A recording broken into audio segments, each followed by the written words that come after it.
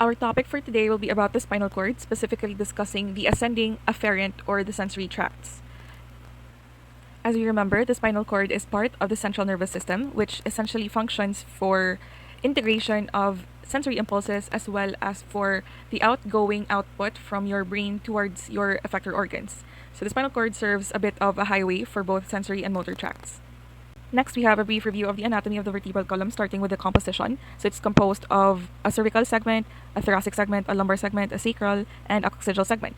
So for the cervical area, we have 7 segments. For the thoracic, that's 12, lumbar is 5, sacral is 5, and coccygeal is 4. The sacral segment fuses into 1, as well as your coccygeal segment, it fuses into 1. For the curves, we have 2 curves. Our primary curve is known as kyphosis. This is found on your thoracic area as well as your sacrococcygeal area.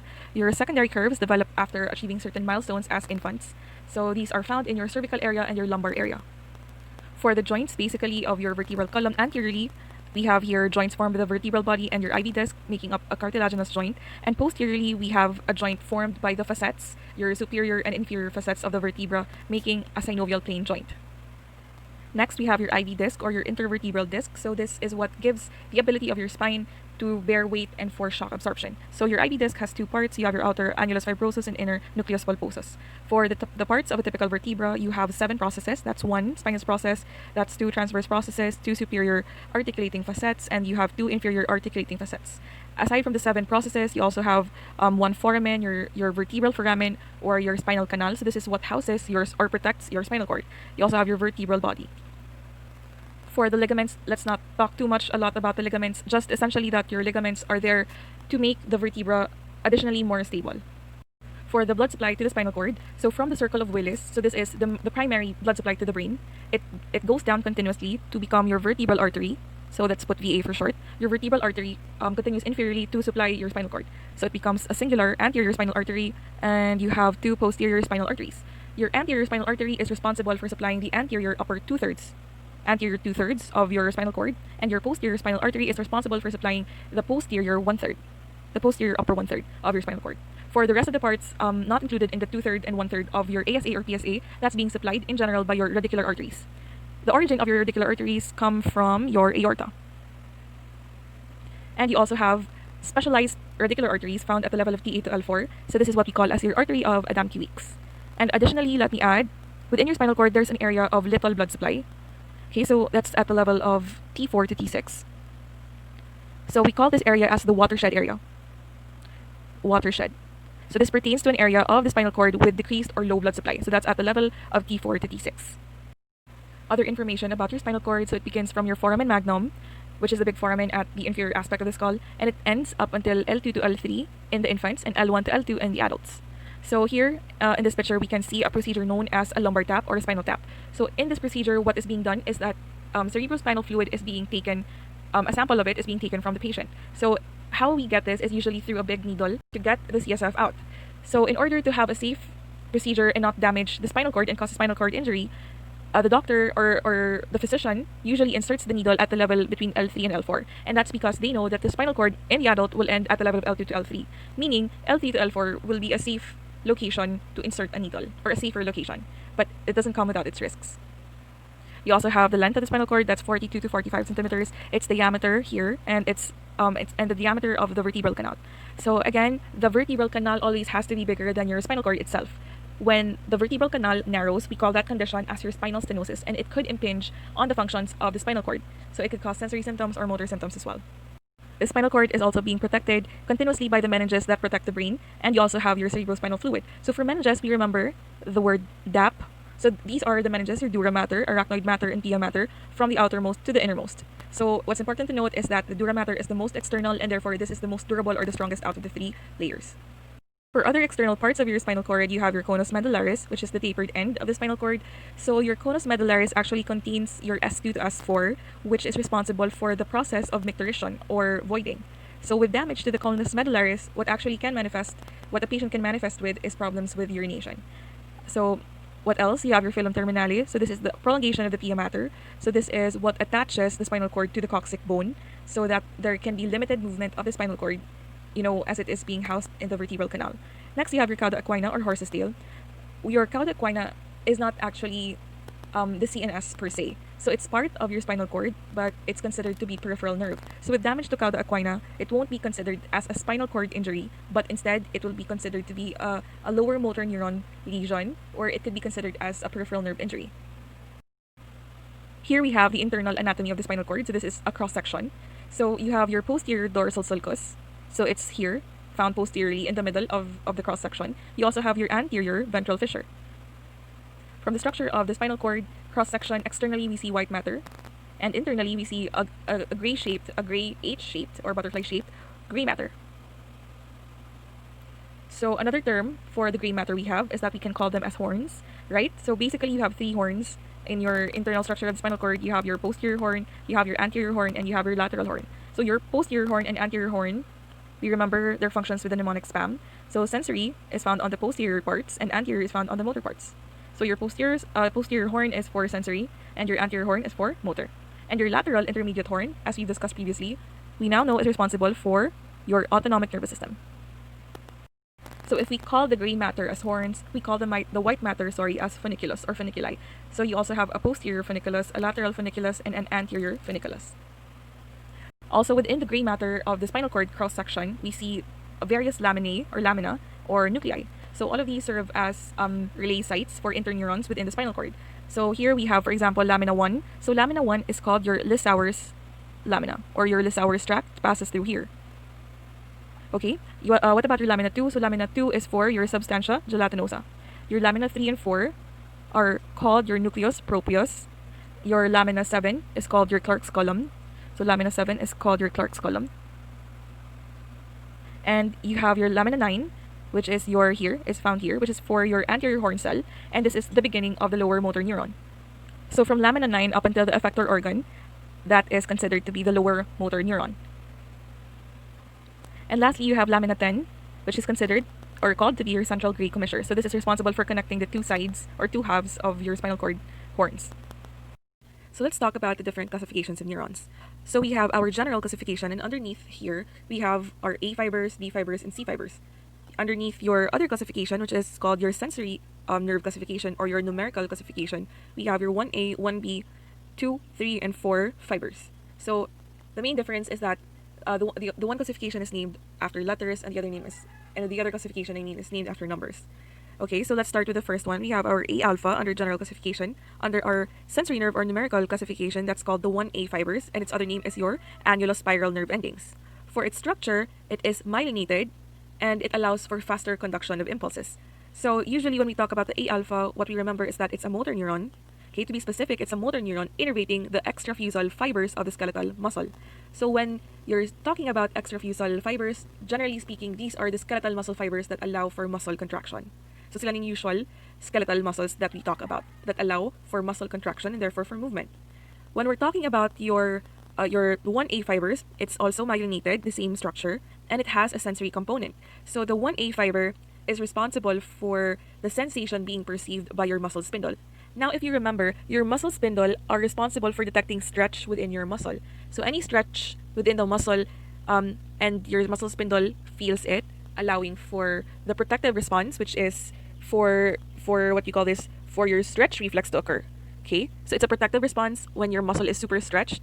Your muscle spindle senses that, and it allows for your stretch reflex to activate, allowing your muscle to contract. So to prevent further stretch. Oh, okay, so that's it. Next, let's proceed to your A beta. So your A beta is also your 1B.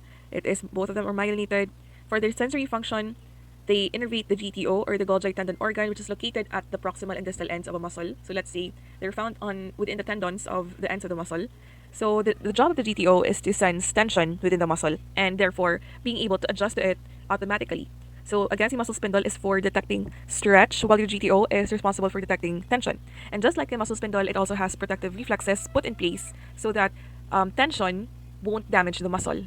Okay, so the job of the GTO is to sense tension and to act accordingly so that the tension can be dispersed.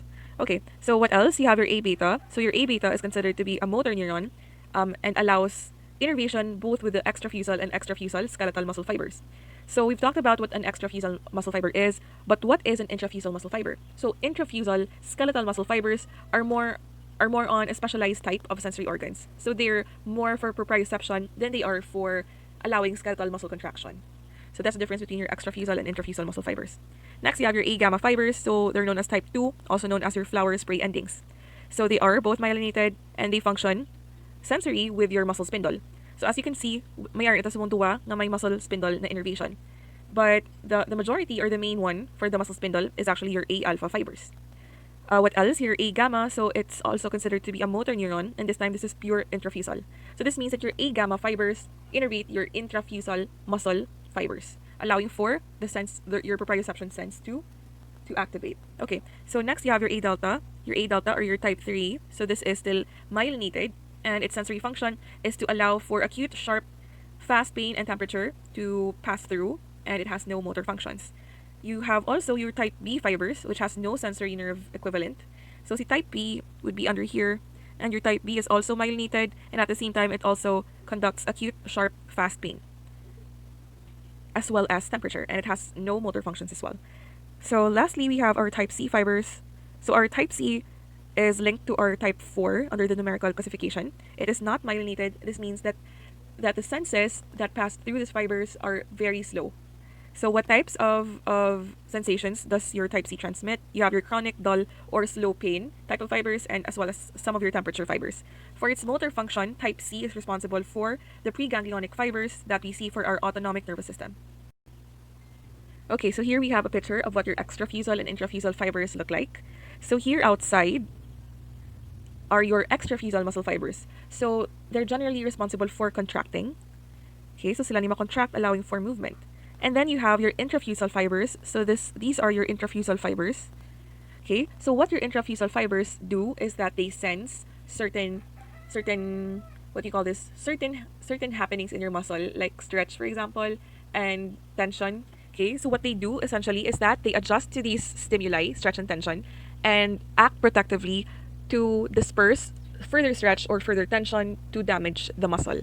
Okay, so kumbaga they are the protective mechanism of the muscle, the intrafusal fibers. So here we have your alpha motor neurons, and they innervate your extrafusal muscle fibers. So this allow for contraction. So when you're talking about alpha motor neurons, they are considered to be the true motor neurons in a sense. Okay, what else? You have your gamma motor neurons. So your gamma motor neurons are there for your intrafusal muscle fibers. And you also see here impulses going upward to the CNS. So these impulses actually come from a bit from your intrafusal muscle fibers. Okay, so remember, your annulospiral or your type 1 are responsible for detecting stretch within the muscle spindle and sending it to the CNS to get interpreted. And as well as your GTO for sensing stretch. Now let's discuss about your ascending tracts of the spinal cord. So here we have a brief overview of how the ascending fibers look like in their arrangement within the cross section of the spinal cord. So here we have your dorsal column medial lemniscus system.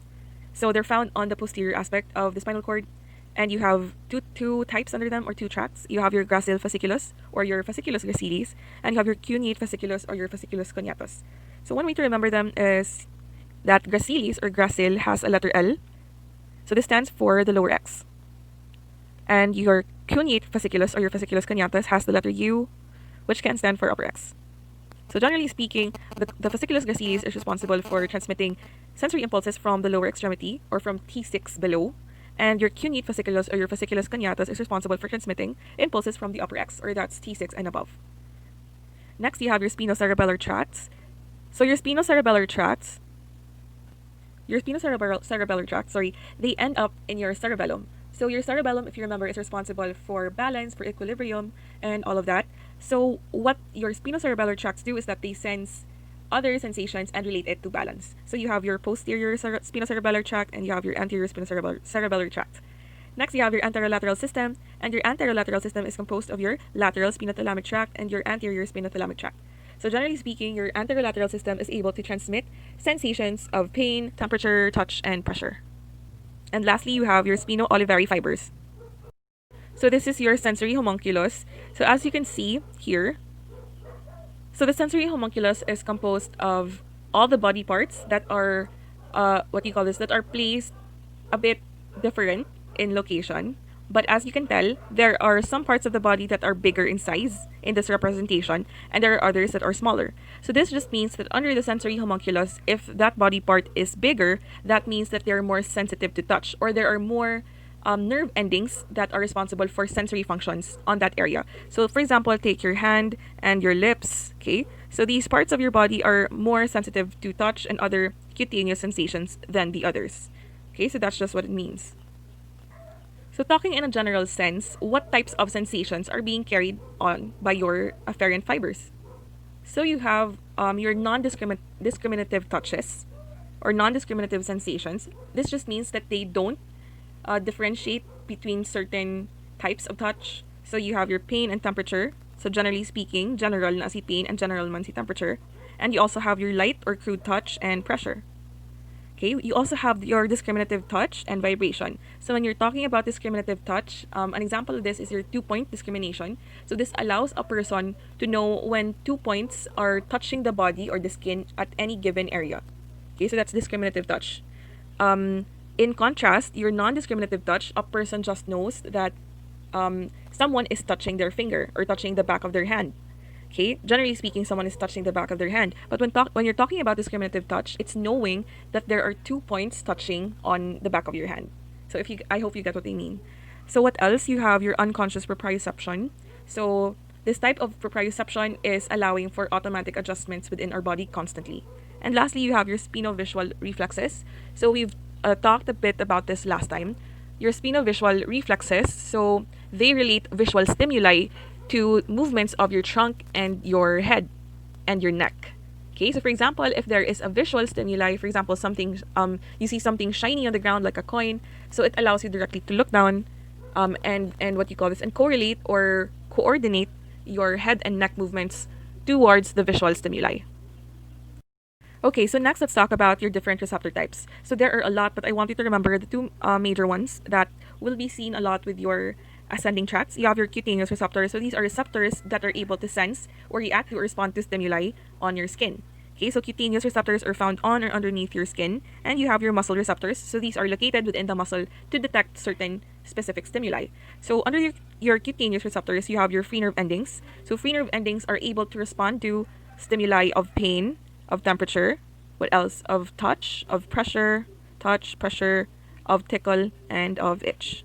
So generally speaking, your free nerve endings are able to detect a lot of sensations. So next you have your hair follicle endings. So these are found on the ends of hair and that they can sense or are sensitive to touch.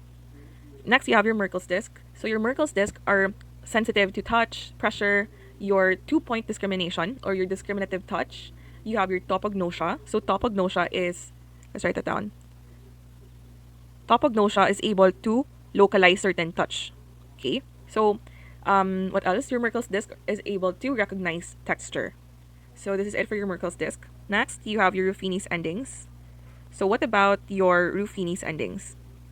So for your Ruffini's endings, they are able to sense touch, pressure, tension, and stretch, especially stretch on the skin, like when someone is pinching you or pulling on your skin. Your Ruffini's endings is responsible for that. You also have proprioception and a bit of warmth or heat sensation. So may thermal function man siya. Next, you have your cross end bulb. So your cross end bulb is also able to react to or respond to touch, pressure, and cold sensations. Okay, so those with thermal properties are your Ruffini's endings and your cross end bulb. Next, you have your Meissner's corpuscles. So your Meissner's corpuscles are there for sensing discriminative touch. So again, that's 2-point discrimination. That's graphesthesia a bit. That's stereognosis. Okay, so that's your Meissner's corpuscles. And lastly, you have your Pacinian corpuscles. So Pacinian corpuscles are responsible for detecting vibration. Okay, so that's it for your cutaneous receptors. Next, you have your muscle receptors. So muscle receptors, these are also or can be considered as joint receptors or tendon receptors. Okay, so we have here your muscle spindles. So muscle spindles are considered to be intrafusal skeletal muscle fibers. So your muscle spindles, they're able to detect changes in length. So to make that simple, they're able to detect stretch within the muscle. So as they detect stretch within the muscle, of course, it ascends to the spinal cord, and from the spinal cord, it can reach the brain, or it can go down and make automatic adjustments. So muscle spindles start off a protective reflex, which we call as your stretch reflex, wherein if your muscle spindle sends a stretch that is too much in your muscles, then it activates your stretch reflex, allowing for muscle contraction to happen. So basically, it's a protective mechanism wherein if there's too much stretch, it contracts your muscle. So it lessens the stretch a bit. So that's the way your muscle spindle works. Next, you have your Golgi tendon organs, or your GTO for short. So what they sense this time is tension within the muscle. So too much tension within the muscle, and your GTO can activate your inverse stretch reflex. So it's your inverse stretch.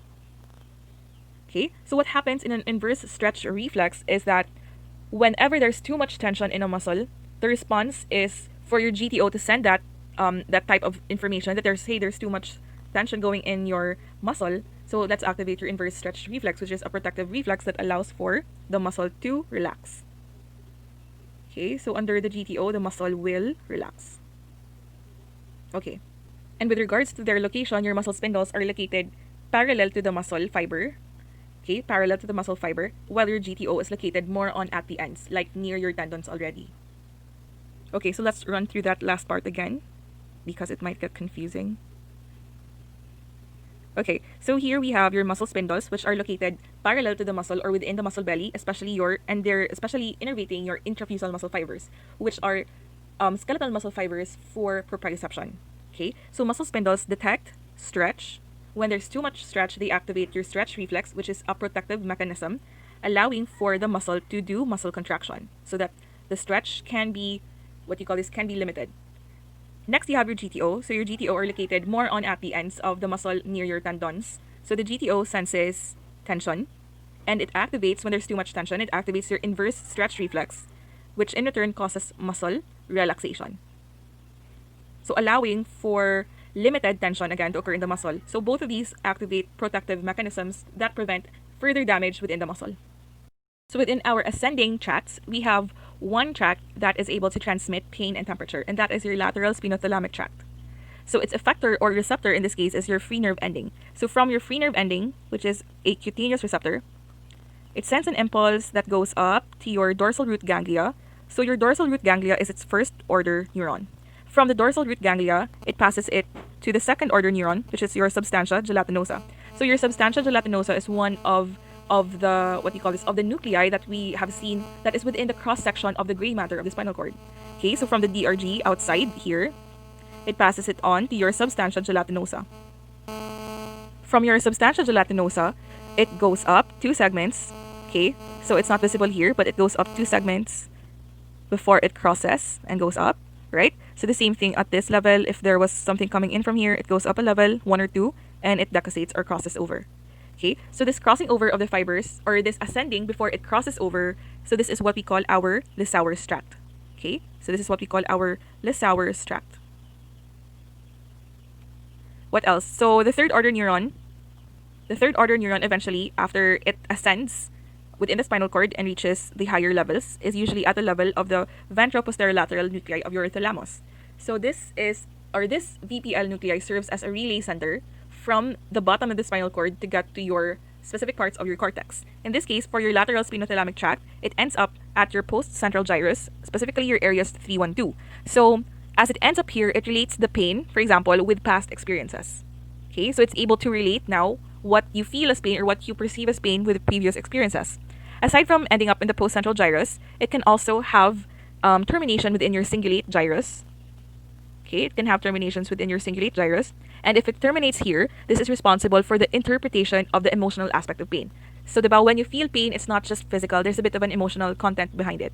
Okay, and next, aside from terminating at your cingulate gyrus, it can terminate at your insular gyrus. So let's write that down, cingulate and insular.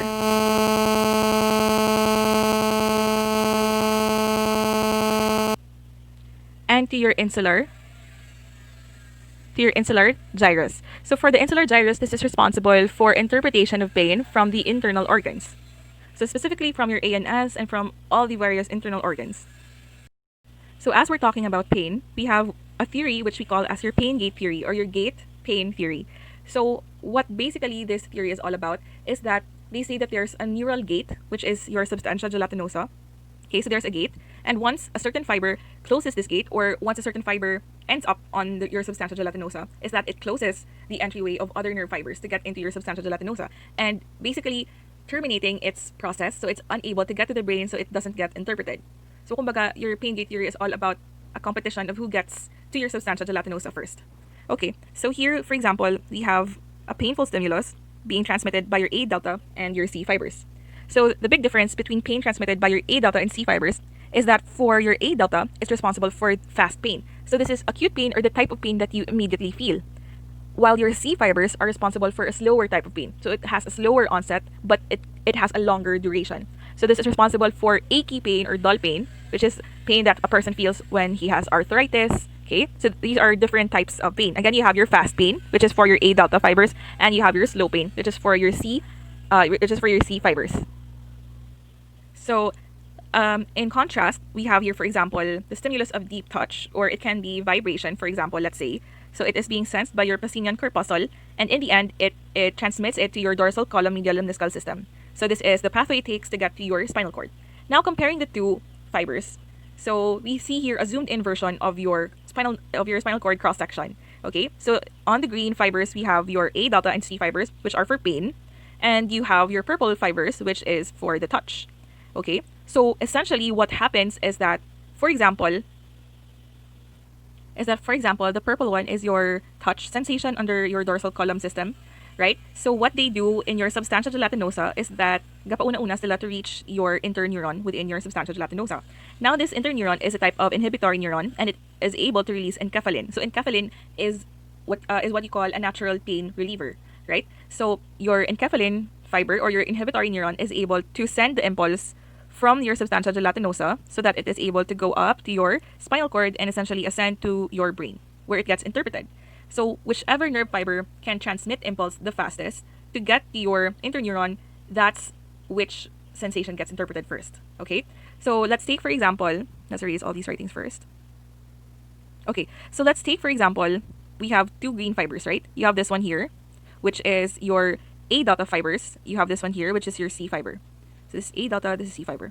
And you have this one here, which is your A beta, let's say, which is your A beta fiber, since your A beta is specifically for touch, right? So comparing the three fibers, your A beta will be the fastest, right? So A beta is fastest. That's why it can get quickly to your interneuron to activate your inhibitory interneuron. So na-activate na si inhibitory interneuron, nag-release enkephalin, therefore makarelease siya enkephalin to the second order neuron. Okay? So makarelease siya pain-relieving pain-relieving neurotransmitters so that you won't feel the pain. So that's how it works. When talking about your A delta and your C fibers, so between the two, it's your A delta that's faster. So again, it transmits fast pain, and your C fiber transmits slow pain. But on who gets to your substantia gelatinosa first, well, obviously it's your A delta, since it's myelinated and it conducts faster pain. So it has a quicker onset and it's quick to lose its painful sensation as well. So dasig lang yung type of pain ang kay A delta. While your C fibers, although it takes a long time for the slow pain or the dull pain or the aching pain to get to your spinal cord, its course is a bit longer. So as you can see, the type C fiber, the pain fiber here, is responsible for inhibiting your enkephalin neuron. So kumbaga, gina-stop niya si enkephalin neuron from doing its function, which is for pain relief. So manang kay C fiber. So kung wala si enkephalin fiber to release enkephalins, then therefore the patient will be able to feel the pain sensation from the C fibers, which will go up to your ascending tracts and essentially to your cortex. Okay, so I hope this is clear. So pain gate theory, the gate is your substantia gelatinosa, and it's a race between your A delta fibers, your C fibers, and your A beta. Usually, who wins is your A beta fibers, and that's because your A beta is the fastest out of all of them. Okay, so mas faster si touch or si vibration as compared to all kinds of pain. But when you're talking about the two types of pain, your fast pain by your A delta and your slow pain by your C fibers, who gets to your substantia gelatinosa first is your A delta because it's faster, because it's myelinated. So it has a quicker onset, but it's quick to lose its course as well. In comparison with your C fibers take a long time to get to your substantia gelatinosa. But if it gets there, it stays there for a longer period of time. And how the C fiber makes a person feel pain is that it inhibits the inhibitory neuron. Okay, so gina-stop niya ang inhibitory neuron from inhibiting pain. Okay, so I hope that's clear. So since we're talking about pain, let's tackle your analgesia system a bit. So analgesia means the inhibition or inhibitory of your pain stimuli. So analgesia. Okay, so you have different types. You have your local anesthetics and your anti-inflammatory drugs. So these can act directly at the site of your peripheral nociceptors in your skin or at the site of trauma. So maka-act sila directly. What else? You have types of local anesthetics that are able to block off your peripheral nerve from transmitting the impulses towards your brain. So as well, you also have local anesthetics, opioids, and alpha-2 agonists that can stop the transmission at the level of the dorsal horn or at the level of your DRG. Okay? And lastly, you have your opioids and alpha-2 agonists, which stop the pain at the level of the brain. Okay, so amo na siya generally for your analgesia system. So most of that will be discussed under your pharmacology subject. So we're done talking about the pathway of pain and temperature to get to your brain, essentially. We also have one single tract, okay, that allows for transmission of crude touch and pressure. So when you say crude touch, that's comparable to light touch, right? So touch that doesn't or can't be discriminated. So what I mean by discrimination is that it's not specific, right? You just know that there's something or someone touching you, but you can't determine what it is or how many fingers are touching you, if that makes sense. Okay, so another tract we have here is for your crude touch and pressure, right? So we have what you call your anterior spinothalamic tract. So it's still part of your anterolateral pathways or your ALS pathways of the spinal cord, just that it's located a bit anteriorly as compared to your lateral STT. Okay, so for the effector or for the receptor, we have your free nerve ending. So your free nerve ending receives stimuli, passes it on to the first order neuron, which is at the level of your DRG again. From the DRG, it ascends 2 segments before it crosses, or it can descend 2 segments before it crosses. For this level, for example, it's the same thing. It can enter the spinal cord DRG, ascend 2 levels and cross, or it can descend 2 levels and cross. Okay, so this is again the ascending or the descending 2 levels or 1 level above or below is called your Lissauer's tract. So just like your lateral spinothalamic tract, we also have the presence of our Lissauer's tract. Okay, so the second order neuron is in your substantia gelatinosa, which is one of the neurons found on the gray matter of your spinal cord's cross section.